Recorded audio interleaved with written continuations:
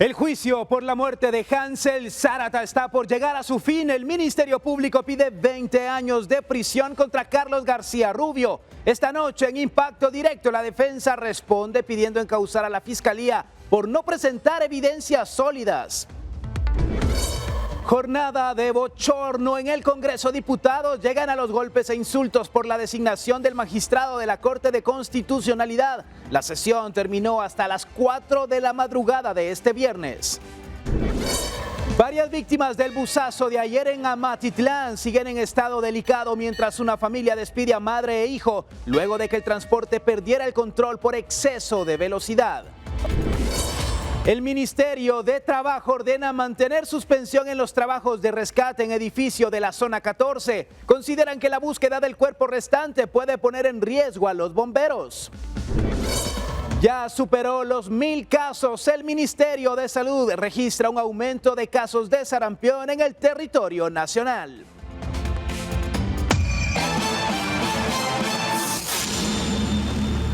Hola, buenas noches, bienvenidos a Impacto Directo en este viernes 6 de marzo. Un gusto acompañarles, soy Alexis Ponce. Como todos los días, el equipo está preparado para llevarle en este recorrido informativo. Doy la bienvenida a los panelistas que nos acompañan: Nidia González, mercadóloga y coach de vida; Armando Mendoza, abogado penalista; Roxana Sánchez, periodista; y Jairón Salguero, actor y comediante. El juicio que se desarrolla por la muerte de Hansel Zárata está llegando a su etapa final. Este día, los implicados en el proceso presentaron sus conclusiones. El Ministerio Público pidió que Carlos García Rubio, acusado en el proceso, enfrente una condena de 20 años de prisión inconmutable. La defensa busca que sea absuelto.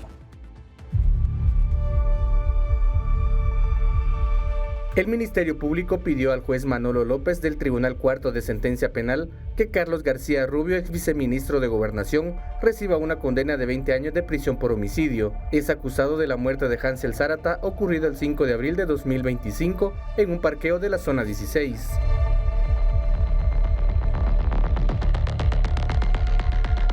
La Fiscalía señala que la investigación determina la responsabilidad de García Rubio en la muerte de su amigo y que la víctima falleció de forma violenta. Ellos pudieron observar lo que estaba ocurriendo en realidad. Sin embargo, ellos tenían también que resguardar su vida al momento de los disparos. Dicen ellos que al salir a verificar, pues el único que disparó fue Carlos García, y ellos inmediatamente pues vieron que no observaron que alguien más estuviera disparando. La familia de Hansel, querellante en el caso, a través de su abogado pidió que García Rubio reciba una condena de 15 años de prisión inconmutables. La defensa de García Rubio también presentó sus argumentos, con los cuales refutó la investigación del Ministerio Público y señaló presuntas falencias en la acusación. Increíblemente, habiendo dicho el fiscal aquí que 5 casquillos de los recogidos en el lugar de los hechos habían sido disparados por el arma que cargaba el señor Andrés Can, ilegalmente, sin licencia, sin potencia, sin ningún documento que amparara dicha arma, no los habían imputado por ninguno de los delitos ni los habían investigado. Increíblemente. Para la defensa de García Rubio, la posición en la que se encontraba hacía difícil que el disparo impactara la espalda de Hansel, ya que se encontraba frente al automotor, y según su argumento, el disparo debía impactar en el vehículo y no en la humanidad de la víctima. Por el contrario, indican que Andrés Cano y Roberto Padilla, quienes declararon como testigos, serían los responsables de la muerte de Zárata. El juez Manolo López aplazó la continuación del debate para el 11 de marzo, fecha en la que se espera que se dicte la sentencia del caso. Con imágenes de María René Barrientos, reportó para Impacto Directo, Elmer Vargas. Bueno, ya hay muchas dudas alrededor de este caso. Si en efecto el juez va a considerar todos los elementos que ha aportado el Ministerio Público o si en este caso lo que argumenta la defensa. Y aquí hay una situación, Armando, importante. Hablan de la prueba balística, que no se ha ejecutado de buena manera todo este procedimiento, pero además la reconstrucción de la escena del crimen para determinar si era posible o no ese disparo cuando la víctima estaba frente al vehículo, que era lo último que escuchábamos de la abogada de la defensa. Claro, mira, realmente lo que se hace en el contradictorio es eso, que el juez pueda verificar la prueba, ya sea audiovisual, para el efecto de poder determinar si le da valor probatorio y con eso emitir un fallo, ya sea condenatorio o absolviendo. Porque en este caso, efectivamente, la prueba balística, te soy bien franco, hasta el sol de hoy la DGCAP no tiene la capacidad, o incluso INASIF no tiene la capacidad para determinar a quién le pertenece la ojiva de ese proyectil que se disparó. Siempre parece que solo es una ojiva, que no, por la forma en que fue percutada, era imposible poder verificar la huella balística, entre otras cosas.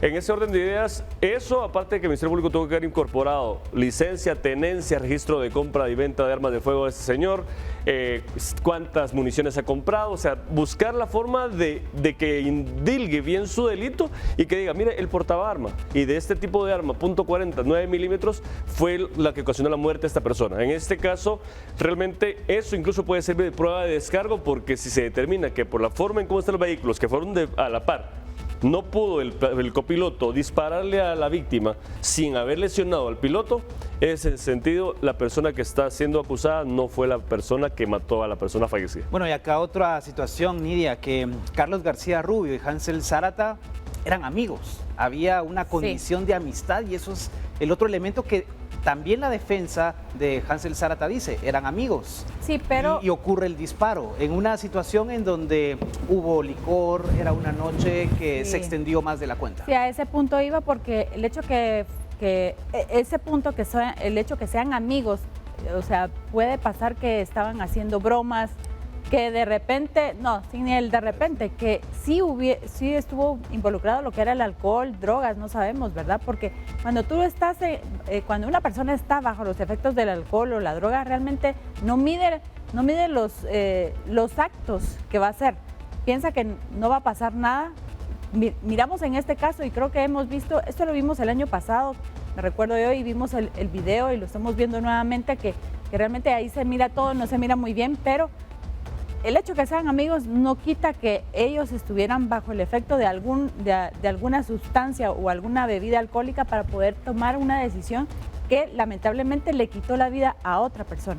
Bueno, y estamos a la espera, será el 11 de marzo cuando finalmente se conozca cómo va a continuar todo este proceso contra Carlos García Rubio por la muerte de Hansel Zárata. Tenemos que ir a la pausa, regresamos aquí por Guatevisión. Y después de más de 12 horas de sesión entre debates, incidentes y negociaciones en el hemiciclo parlamentario, el Congreso de la República realizó la elección del magistrado titular y suplente ante la Corte de Constitucionalidad. La jornada inició con discusiones entre diputados sobre los tiempos para tomar la palabra tras varias horas de intervenciones, pausas obligadas por fallas en la luz, recesos durante la sesión y la presencia del Ministerio Público. Los legisladores procedieron a la votación para designar a los representantes del organismo legislativo ante la máxima corte en materia constitucional. Y es un proceso que ha sido seguido por los ciudadanos y que obviamente aquí tenemos las reacciones.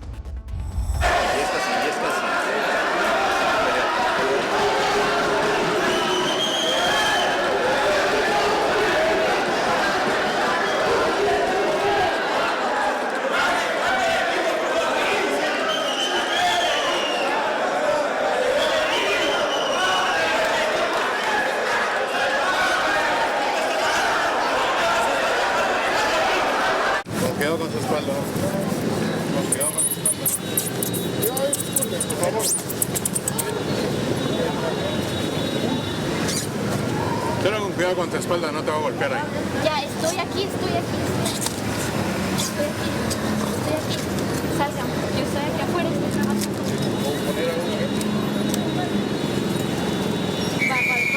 Voy. Ya cintas amarillas,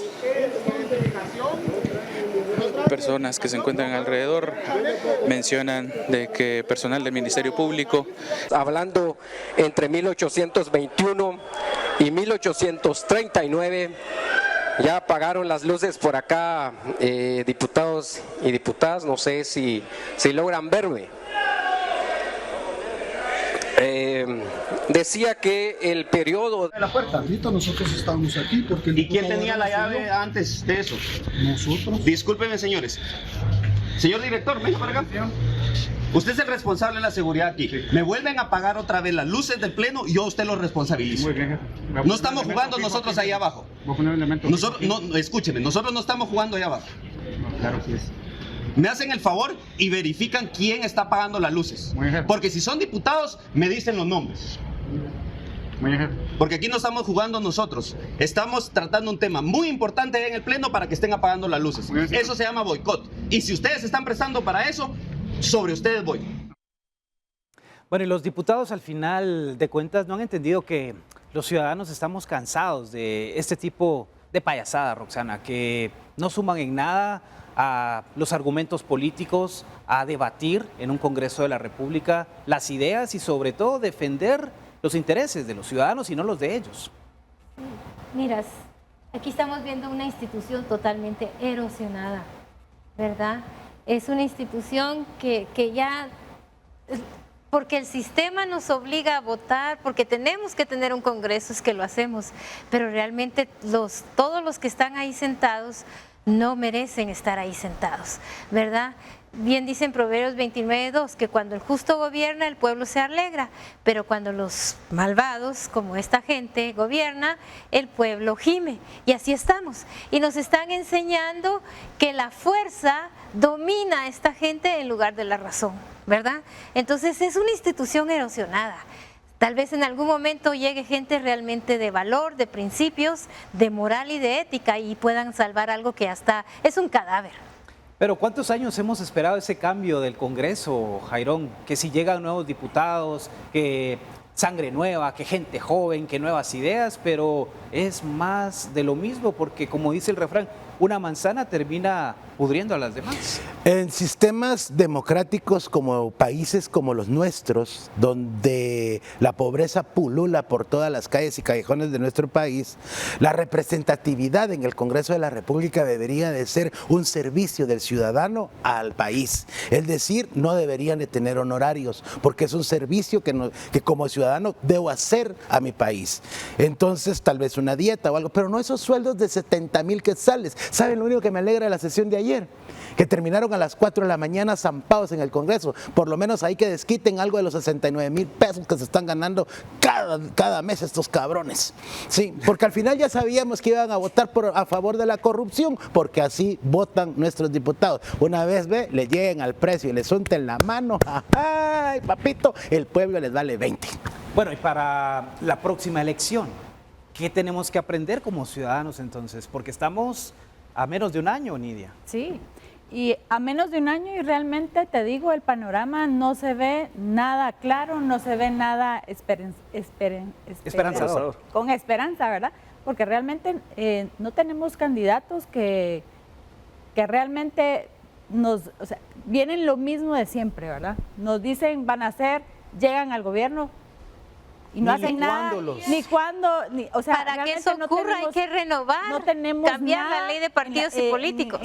En quién confiar para poderle dar este tipo de poder. Vemos aquí a los señores diputados, y estoy muy de acuerdo con Jairón que dice, ellos ganan 69,000 quetzales, casi los 66.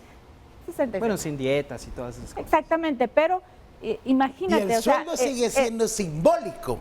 Porque los exactamente, mocos, o sea, pero ellos realmente, ¿qué es lo que han hecho? O sea, si nosotros somos los que pagamos su sueldo, nosotros somos los que deberíamos de exigir que realmente den resultados. Somos los jefes y tomar decisiones. Bueno, y hablemos de este hombre señalado de participar en un asesinato ocurrido en el 2022 en Cobán, Alta Verapaz. Fue capturado durante un allanamiento en el municipio de Chinautla, en el departamento de Guatemala. Se trata de Fernando Jeremías Rodríguez Clark, requerido por un juzgado por los delitos de asesinato, asociación ilícita y conspiración para cometer asesinato. El capturado fue gobernador de Alta Verapaz del 2022 a 2024. Según las investigaciones, el crimen ocurrió en septiembre del 2022 en la zona 4 de Cobán, cuando la víctima fue atacada a balazos mientras se encontraba ingiriendo alimentos, falleciendo en el lugar. La detención se realizó en un inmueble del kilómetro 10.5 de la ruta San Pedro Ayampuc, en la colonia Puentes del Valle Norte. Durante la diligencia también fue incautado un teléfono celular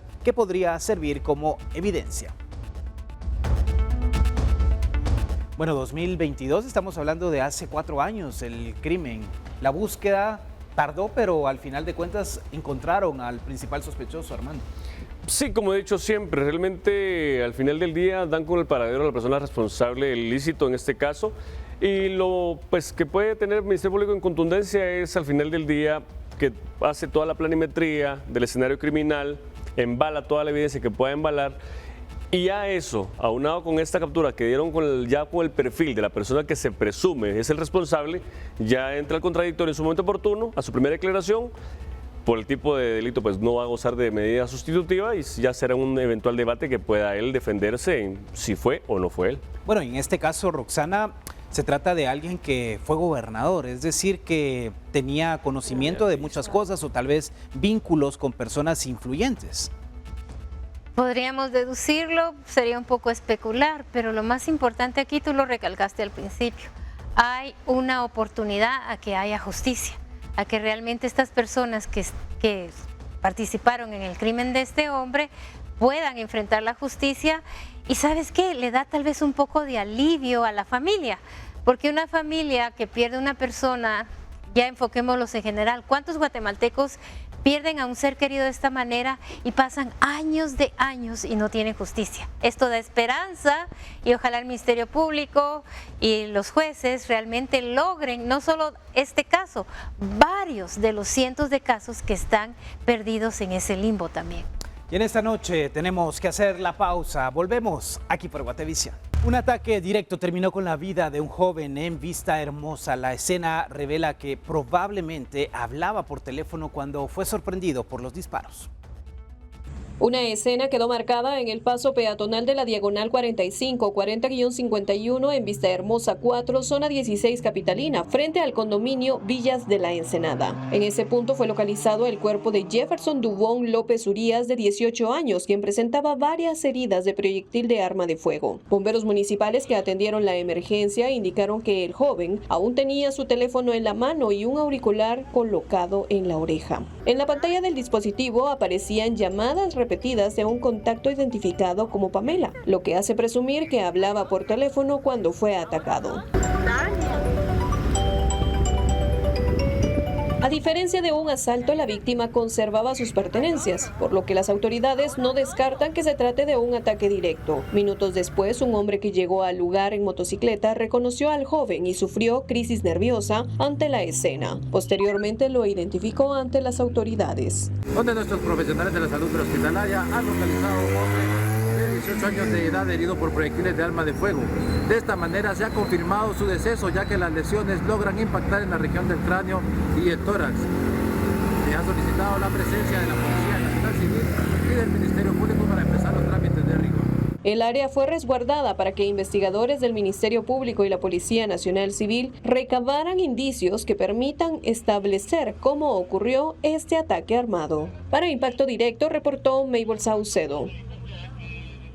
Un joven, 18 años, Jairón, con el celular, con sus pertenencias, como bien lo señalaba en la nota, es a todas luces un ataque armado directo. Ataque directo, ya lo tenían controlado, ya sabían dónde caminaba, y como en Guatemala es tan fácil adquirir un arma y quitarle la vida a alguien sin tener consecuencias, entonces la gente actúa de esta manera. Lamentablemente por el joven, le cortaron la vida, tan joven, es lamentable que se pierda la vida de los patojos. Y que sigamos contando estas historias, Roxana, de vidas de ciudadanos que pudieron tener un futuro prometedor en este país. Prometedor si andaba en buenos caminos, ¿verdad? Porque eso no lo sabemos. Sí, por eso te digo. Podemos decir lo mismo. Si estaba en buenos caminos, que bueno, sí, le cortaron la vida a alguien. Si estaba en malos caminos, bueno eso también. No, eso también. Bueno, si tú quieres hablar por mí, no me dejas terminar. Si está en buenos caminos, no me dejas terminar. Lo dudo que si está en buenos caminos, que bueno que lo mataron. Pienso yo, no sé. Es mi opinión. Es lo que yo percibo, lo que la gente percibirá también. No, lo que claramente dice la Biblia, quien anda en malos caminos termina mal, siempre acaba mal la persona que empieza mal. Todos los diputados que acabarían mal. Van a acabar mal. Ese es un juicio que viene del cielo. Yo no me estoy poniendo en el lugar de nadie, pero si quieren dar su opinión, denla y yo después algún día la doy. Bueno, Nidia, es complicado el seguir contando víctimas, que esta cifra siga en aumento. y que no haya una solución, porque tenemos un estado de prevención, se habla del plan Centinela, etcétera, pero ahí están los datos. Muchos planes, y de hecho me estaba recordando ahorita de que a principios de esta semana hubieron cifras donde estaban diciendo que la criminalidad estaba, o sea, las personas que habían sido asesinadas por algún tipo de delito había bajado. Lo analizamos aquí, cómo es que las cifras realmente no son tan ciertas. ¿No? Ajá, exactamente. Entonces, este es uno de los ejemplos. Mira, si estaba o no estaba en malos pasos, la verdad es de que se le quitó la vida a una persona.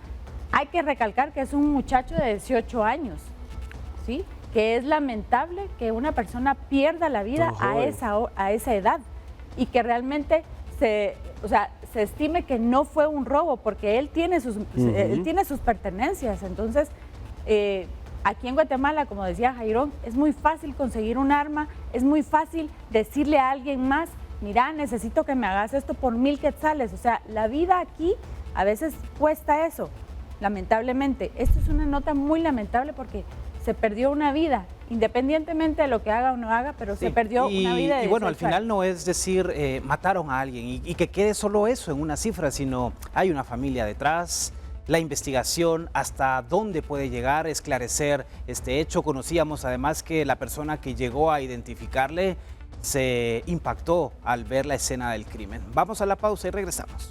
Y luego del buzazo registrado en Amatitlán, las autoridades han confirmado 3 víctimas mortales y al menos 67 heridos. Andrea Domínguez se encuentra en la aldea El Pepinal y nos da más detalles de esta trágica noticia. Adelante, Andrea.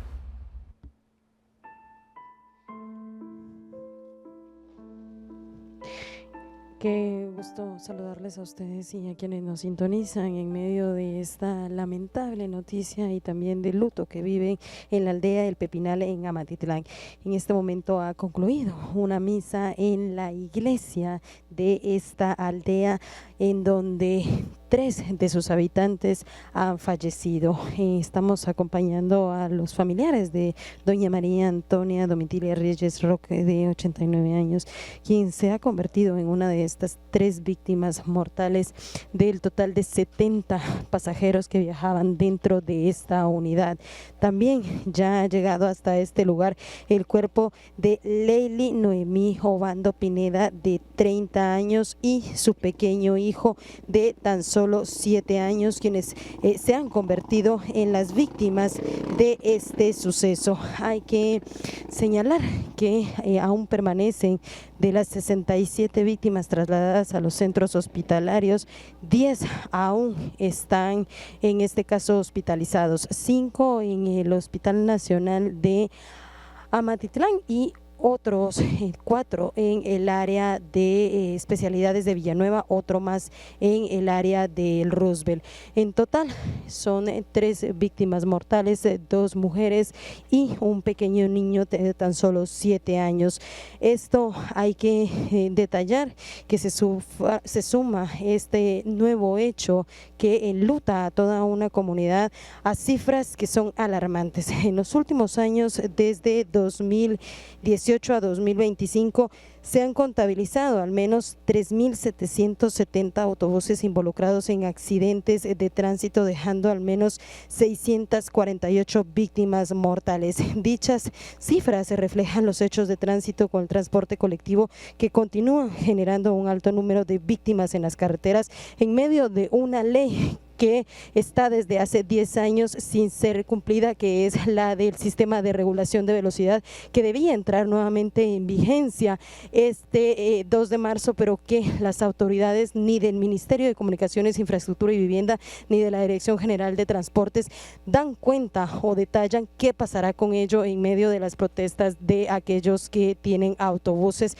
pero también en medio de la exigencia de familiares y vecinos porque se detengan este tipo de sucesos que están enlutando a familias. Esta es parte de la información que les trasladamos desde la aldea El Pepinal en Amatitlán, donde hoy es toda una comunidad que se encuentra de luto en medio de otros que están todavía en los centros hospitalarios. Con imágenes de Javier González y Walter Velázquez, reportó Andrea Domínguez.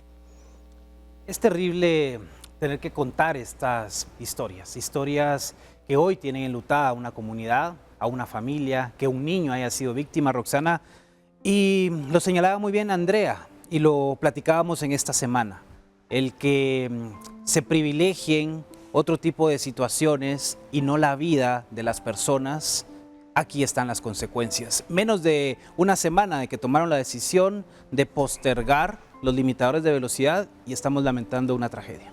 Sí, el caricaturista de Prensa Libre lo ilustró perfectamente.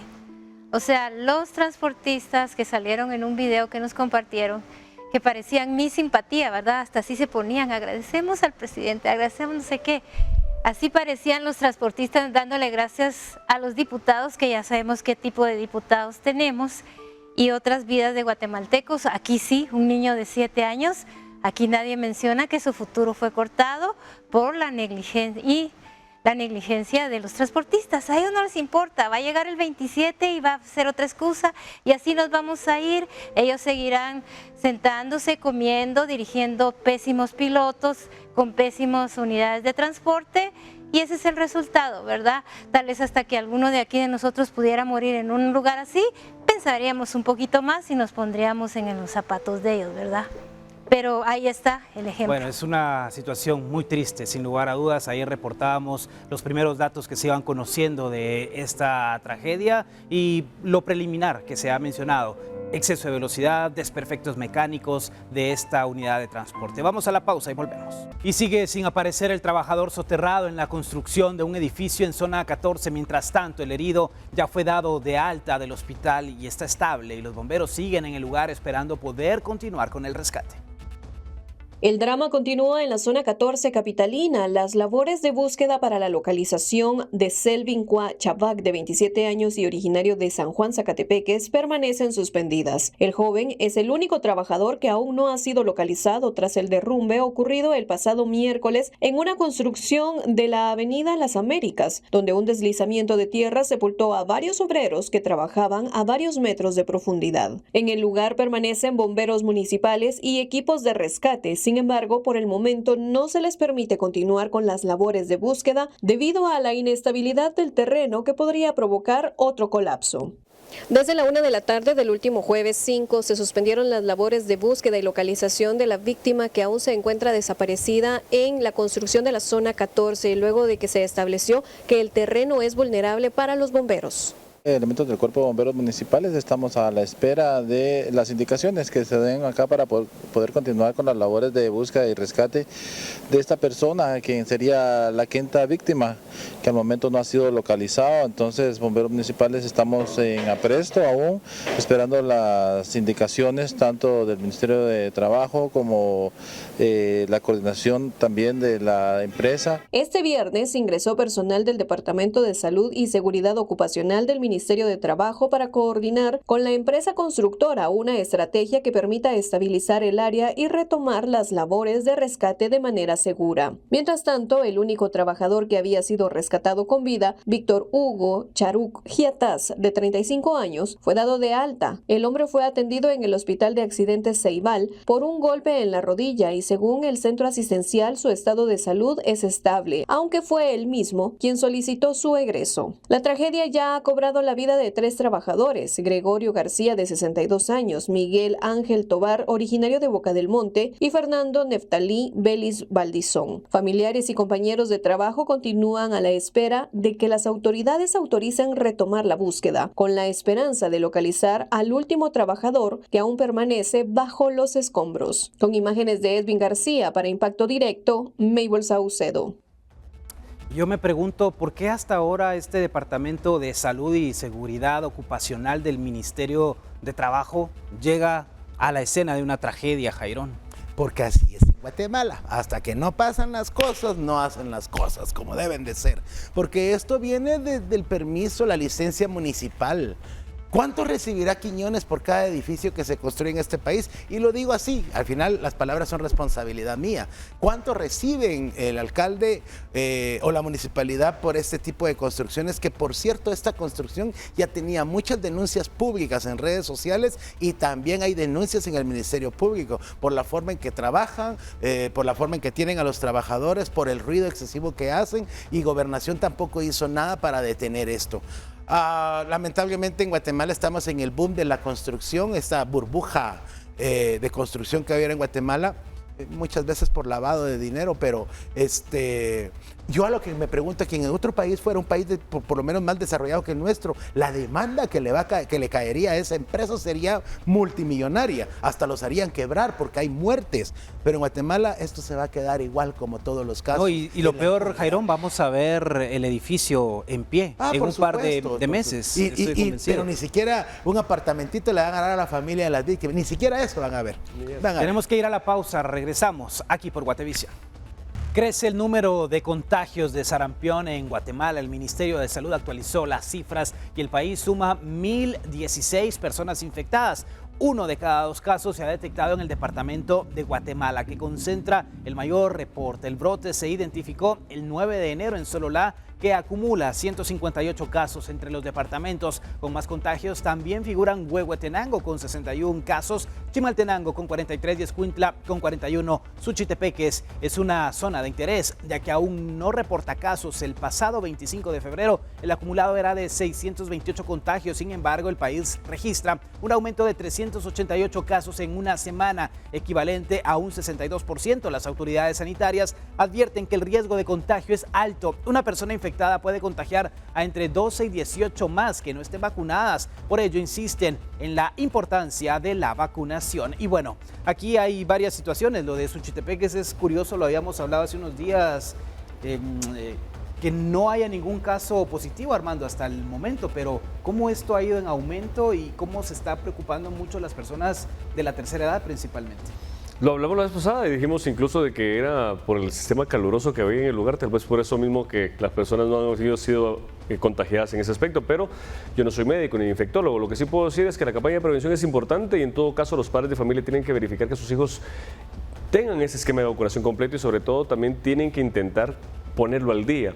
Y padres de familia de los colegios que no tengan a sus hijos o no sepan de que estén seguros, mandarlos con mascarilla para poder evitar ese contagio, porque al final de cuentas tienen que seguir estudiando y pues la educación no se puede detener. Sin embargo, sí se puede prevenir los contagios, ¿verdad?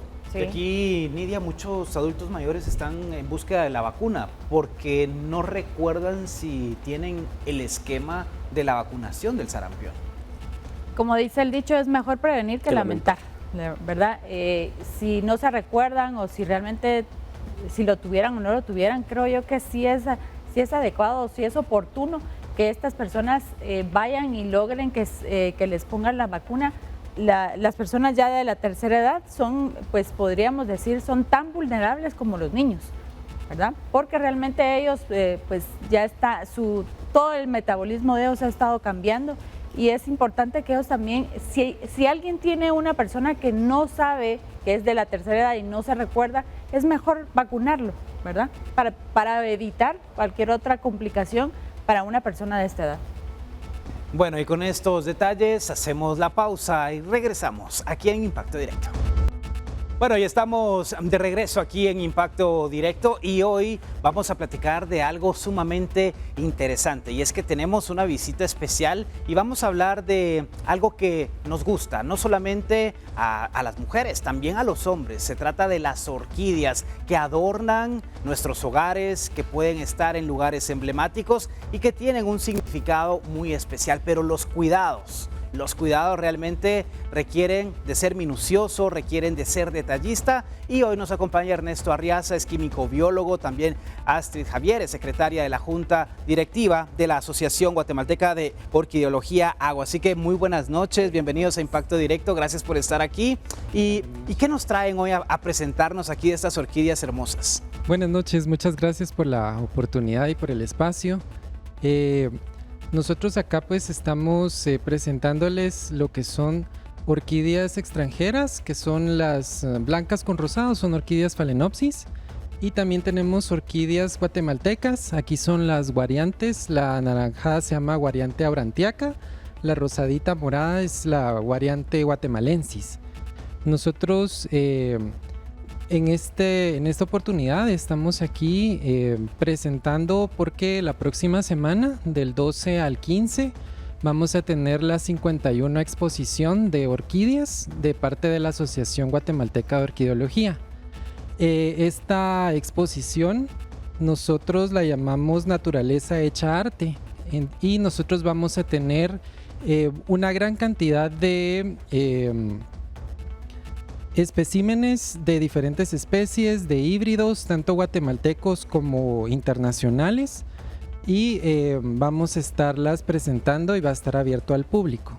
Por supuesto. Astrid, estos especímenes que son mixtos, que son híbridos, ¿es una mezcla de varios especímenes? ¿Cómo es que funciona? Bueno, los híbridos es un proceso no natural que interviene la mano del hombre. Entonces, sí, algunos especímenes llevan hasta unas 4 o 5 varias generaciones. Entonces, si cada vez la mezcla la van haciendo más fuerte para que resista estos cambios de temperatura que nosotros mantenemos, ¿verdad? Porque si nosotros nos basamos en nuestra flor nacional, la Licaste variación Álvarez, ella... La monja blanca, ¿no? La monja blanca, sí. Ajá. Y es que eso le iba a decir yo, que ¿cuál es el nombre comercial? Porque el nombre que nos dicen es muy difícil, realmente, solo conocedores como ustedes, obviamente, pero a ver, esta que es guatemalteca, ¿cuál es el nombre que nosotros lo podemos conocer, el comercial? El comercial solo como aurantiaca. Aurantiaca. Ajá. Todavía es difícil. Sí. Bueno, para mí es difícil. ¿Y la internacional tiene algún nombre así fácil? No, solo Phalaenopsis. Sí, normalmente dicen orquídea y todo el mundo piensa en la Phalaenopsis porque es la orquídea más vendida a nivel mundial, es la más comercializada. A ver, si yo toco la orquídea, ¿es cierto que le puedo provocar un daño? Si toco... ¿No pasa nada? No, tú puedes, o sea, son plantas, al final no pasa nada.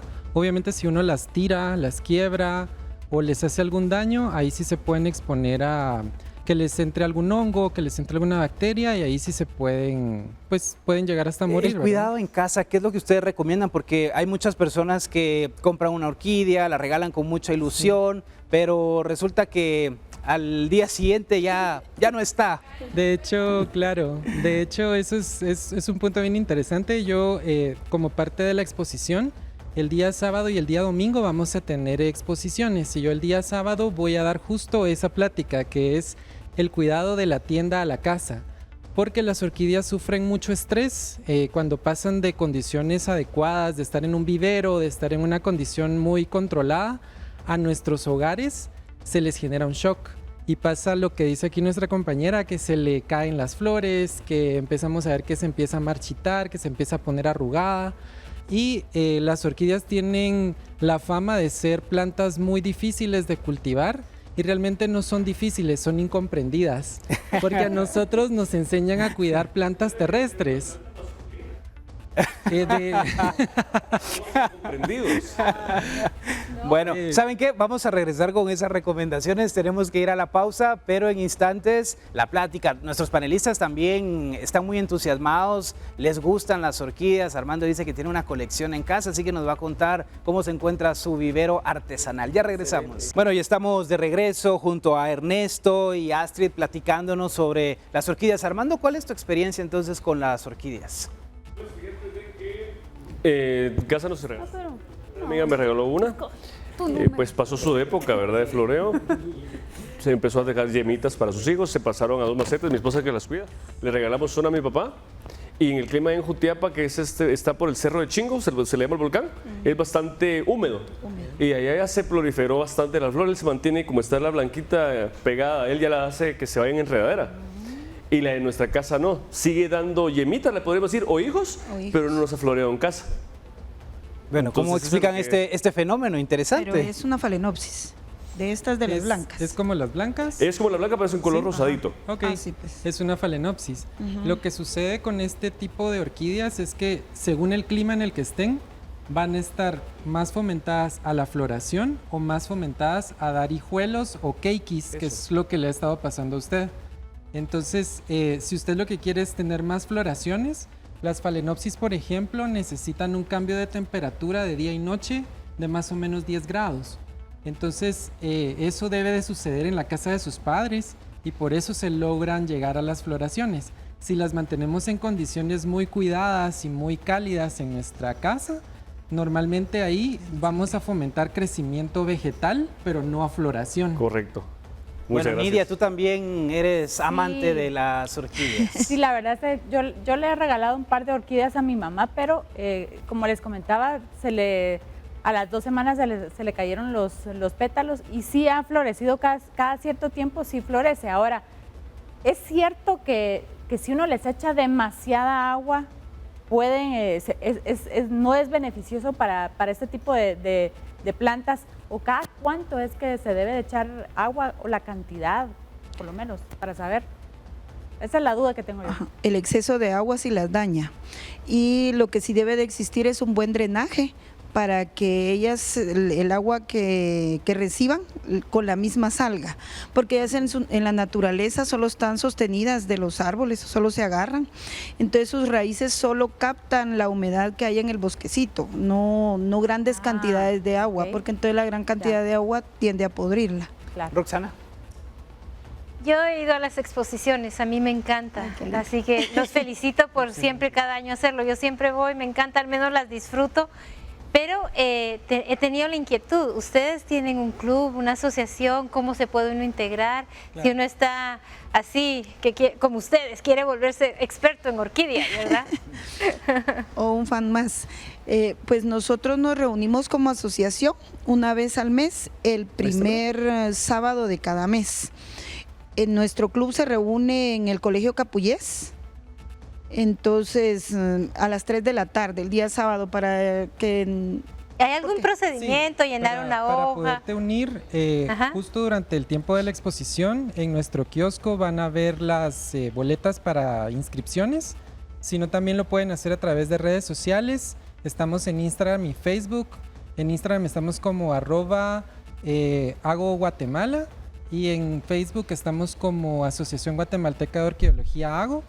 Ahí ustedes pueden escribirnos para que nosotros ya les contactemos y les mandemos la información de cómo se pueden unir a nuestra asociación. Ernesto, tenemos que despedirnos, pero brevemente invitar a la gente para esta exposición donde van a haber recomendaciones y todo lo demás. Claro que sí, los invitamos a la 51 exposición.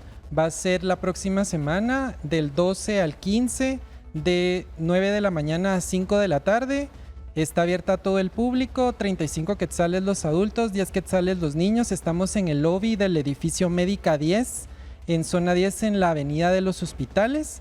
Todas las donaciones que ustedes nos hacen con sus ingresos sirven para los programas de mantenimiento de orquídeas. Tenemos 2, uno que es en el Parque La Asunción y otro que es en el Parque Pamplona.